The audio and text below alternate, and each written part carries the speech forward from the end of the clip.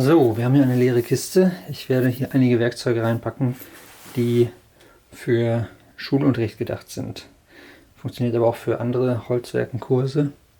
Und ich werde noch ein paar Sachen dazu sagen, was vor Ort vorliegt. Fangen wir an mit der Dekupiersäge. Relativ einfache Barcode-Dekupiersäge. Zu den Preisen werde ich auch noch was sagen oder das einblenden. Ja, für Schweifschnitte relativ Standard. Dann haben wir einen Hammer zum Arbeiten mit Stechbeiteln oder Hobel einstellen.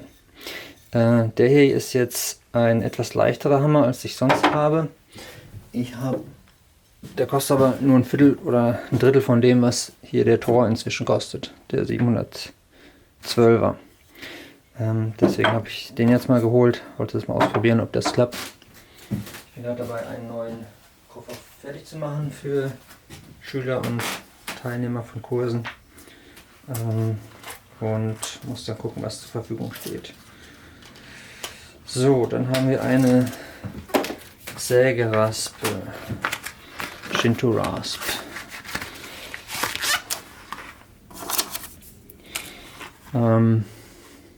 Ja, cooles Werkzeug für Sachen abrunden, vor allem grobe Seite, feine Seite. Zu den Werkzeugen selbst sage ich nicht so viel, aber das ist eins der Werkzeuge, die ich verwende hier.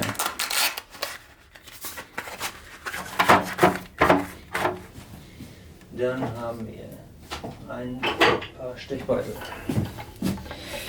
Hier ist einer zu viel, den 10er habe ich normalerweise nicht. Einmal 25 mm, 18 mm, 6 mm. Das ist eigentlich so für die meisten Zwecke ausreichend. 25er kann man auch eigentlich ohne auskommen, aber ist für manche Sachen noch hilfreich.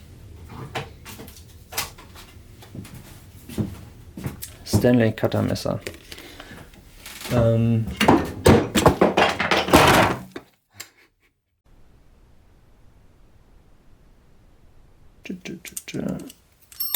Das ist die zweite. Tun wir die eine wieder rein.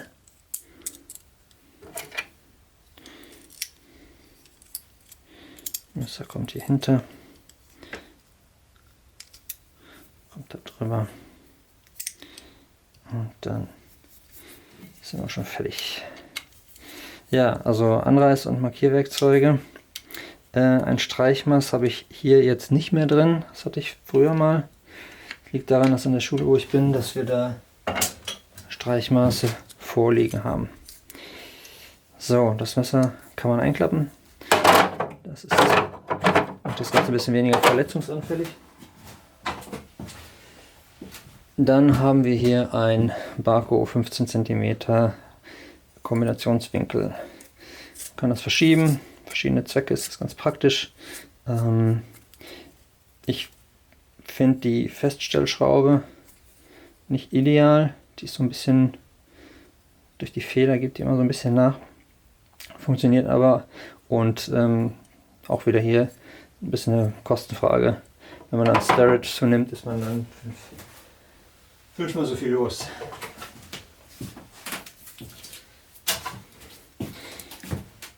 Separates 15 cm Lineal. Ich finde die Kombiwinkel nicht immer so optimal zum Messen von Entfernung. Deswegen separates Lineal wird viel genutzt. Manchmal kann es auch hilfreich sein, nochmal ein 30 cm Lineal zu haben. Aber für die meisten Sachen kommt man mit 15 aus. Denn wir haben noch ein Bandmaß. Das ist jetzt zufälligerweise mit Zoll und Zentimetern. Schadet aber auch nichts. Muss auch nicht von der Marke sein. Das hier funktioniert ganz gut. Die gab es mal für einen akzeptablen Preis eine Zeit lang. Entschuldigung. Deswegen habe ich das dabei. Irgendein Bleistift wird man dabei haben wollen.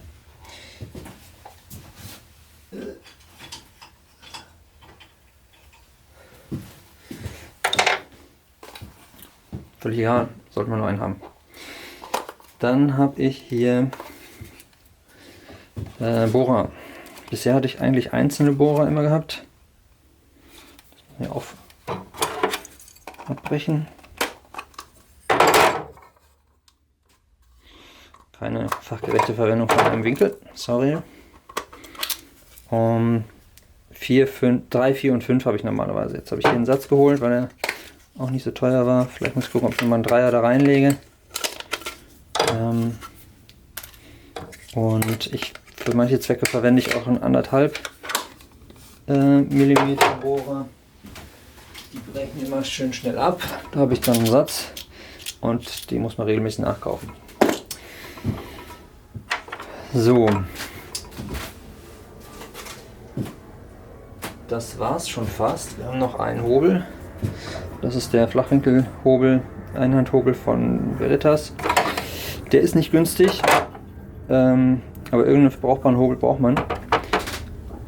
Und der ist für viele Zwecke, für die Projekte, die ich mit den Teilnehmern mache, ganz gut. Und ja, ist da mal eine Anschaffung. So, was noch fehlt, ist eine Säge. Hier habe ich die Veritas 14 TPI Querschnittsäge Crosscut. Die sind, glaube ich, 24, 25 cm lang. Also nicht die kurze, kleine. Mit den Sägen kommen die eigentlich alle ganz gut klar. Und der passt gut hier rein. Normalerweise habe ich so einen Pappkarton noch von einem Schrauber, von so einem Handbohrer, wo ich die Werkzeuge, die kleinen Markierwerkzeuge und sowas rein tue. Habe ich jetzt gerade keine. Was ich sonst auch noch hatte, immer oder mehrfach, ist ein Senker, wenn wir mit Nägeln arbeiten. Habe ich jetzt für diesen Satz noch keinen besorgt, aber brauchen wir auch nicht so oft, dass ich das nicht unter den Schülern und Teilnehmern teilen lassen könnte. Ja, so viel erstmal dazu. Ich dachte, ich stelle es einmal kurz vor. Nichts Besonderes, aber für manche vielleicht doch interessant, was für ein Werkzeugsatz halt da ist. Ich habe dann immer noch Hobel in der Hobelbank. Da sind Feilen, Raspeln, wie gesagt ein Streichmaß. Meistens so eins hier. Die sind nicht optimal. Die Schüler haben da zum Teil Mühe mit. Man kann sich selber eins basteln. Ich mag die hier, weil die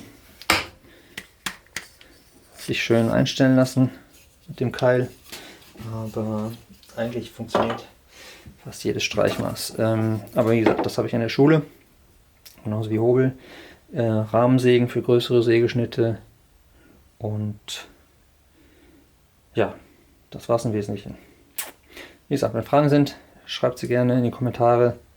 Und zu einzelnen Werkzeugen mache ich gerne auch nochmal ein separates Video. Bis dann, ciao.